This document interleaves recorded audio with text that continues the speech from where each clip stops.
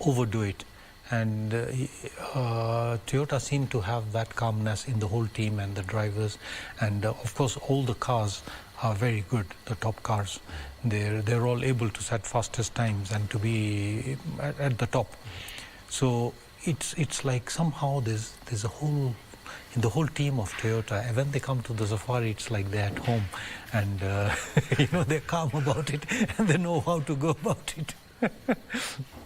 Yes, indeed, and of course, it was expected that Terry Norville's, but Hyundai suffering system failures in this particular one. But you can see when he's running, Thierry is setting top times. Yeah, it is just that it takes one little mistake, one little mishap, or a bad luck, and it can throw you way behind, because the pace is so hot at the top. They're just seconds from each other. You lose a minute or something, you're down way behind.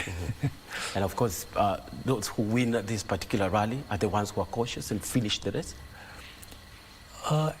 Currently, you can't be very cautious. The top drivers are all driving very, very hard. And even though Kale seems to have the event in his grip, something could just go wrong like this. It could just be somewhere you've committed on a line and you don't expect it, but a rock is on the road because other cars have passed and you can't know what to expect. And if he hits the rock the wrong way, it could destroy the car and mess up the rally. So we won't know until the very finish. Yeah. And the cars have gone through that stage that he is actually the winner. He's holding a good lead now, but there's still 3 stages to go. Yes, indeed. That's all about WRC. Let's talk about the KRC, or Kenyan drivers, of course, who are also in the mix in KRC as well as WRC too. And Flash doing well over the last 2 days, yes? Definitely. Flash, last I had a look, he was 15th overall, which is very, very good. And we have several other drivers. I think 20, 21, 22 are Kenyans. Not 20, 21 and 23. And these are the few Kenyans we have with Rally 2 cars, which are the top category privateers can manage to obtain. The Rally 1 cars you cannot buy. Nobody can buy. Those are team cars. Only the team people, the professionals drive them. They're not for sale. The Rally 2 cars are the top cars available to the public and the enthusiasts and other drivers, teams to be able to get and to run. So it's actually a different championship. It's WRC2 championship. So the few drivers here who can manage to get those cars, because they're very expensive, they are the ones who are representing us reasonably well in the, as I said, top position 15th and then 20th onwards.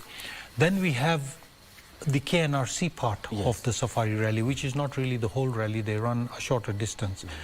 Mainly that is due to logistics, because the FIA does not want any of the local cars to interfere with the running of the main event. So they can only run when the WRC cars have run twice the stages. Then they can only run the second round of the stages once, the KNRC people.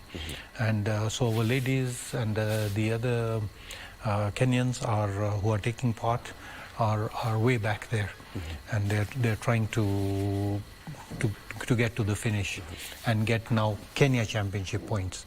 They're participating for Kenya Championship points. They will not get any World Championship points. Yes, and of course, meaning that so far, if it ends this way, the likes of the leader Kale will be bagging 18 points. How does that change the competition for the top places in the general stand? Interestingly, Kale chose this year not to compete in the World Championship.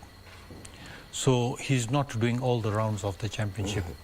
So how it will affect the World Rally Championship is actually what do they say? The cat in the pigeons. It's like he upsets the chances of the others by taking all the points in this event because he's not even interested in the championship. He declared it last year. He says, next year I'm going to take a break. Just actually, it is so intense for them to do all the events through the year that mentally and physically they do get drained. Even a fit young man like that. And he's actually playing it again very, very strategically to be in there, to be at the top, do a few selected events so he keeps top form. And then maybe next year he'll say, okay, I'm back in the championship, I'll do all the events, because you need to do all the events to win the championship. We've seen OG as well doing that last year, running in selective events. So it's all about building the mental capacity of a driver. True. Yes, indeed. And we talked about how Kenyan drivers are in the WRC2 category, but our hope and our desire is to see one being in the in the top category. To be frank, that is out of reach. We really need to build up our local motorsport scene to a much higher standard, with much more competition and many more properly prepared vehicles to bring up the from the grassroots, the standard of motorsport in Kenya before we can even dream of anyone getting to into one of the Rally 1 cars. You see, the Rally 1 cars, the seats are very limited. There are very few cars running. It's only 3 mechs. Yes. And most rallies, it's 7 or 8 cars only. So 7 or 8 drives. For the whole world's drivers to compete to get a seat in that car.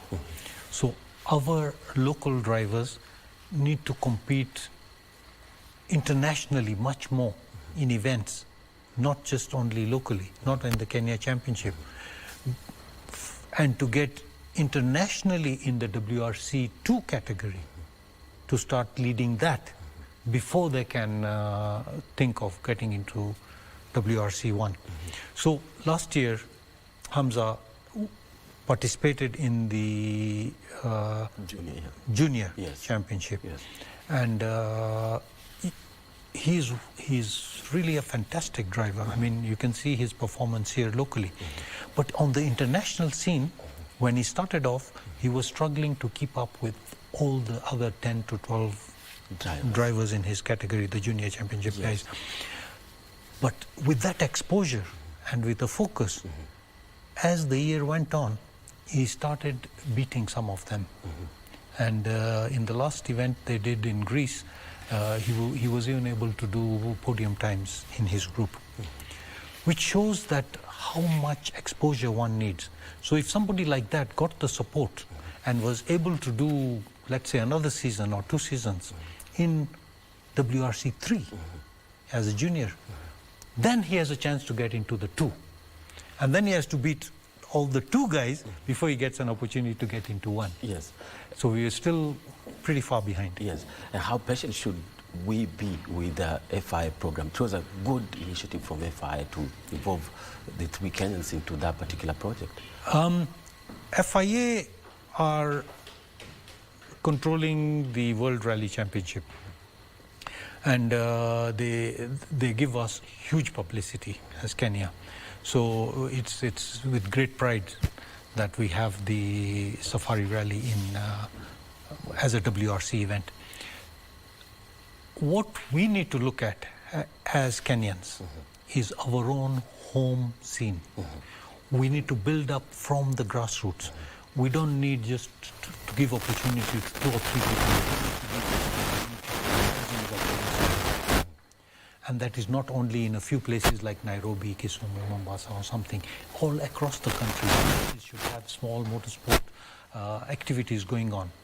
So that from that we can start building up and pushing up the pyramid for our top drivers closer to the world standard.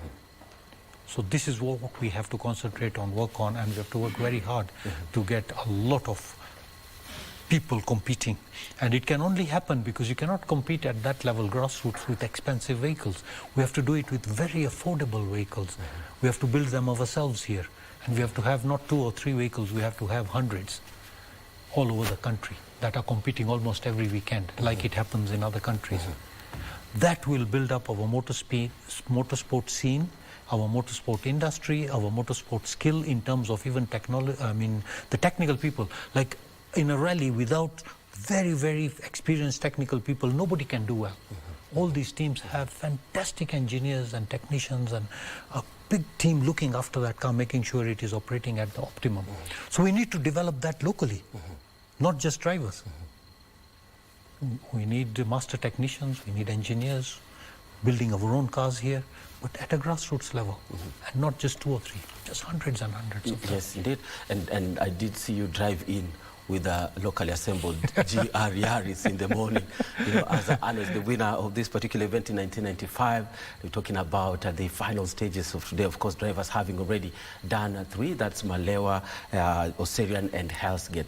We'll talk about how important is a power stage in such an event. But let's cross over the other side of the studio and link up with my colleague Topi Liambila, who is standing by with some magical moments from the sights and sounds. The biggest backdrop of this rally, of course, is the picturesque backgrounds as well as the animals running across. Topi, how are you doing this morning? And of course, take it away. Need a few.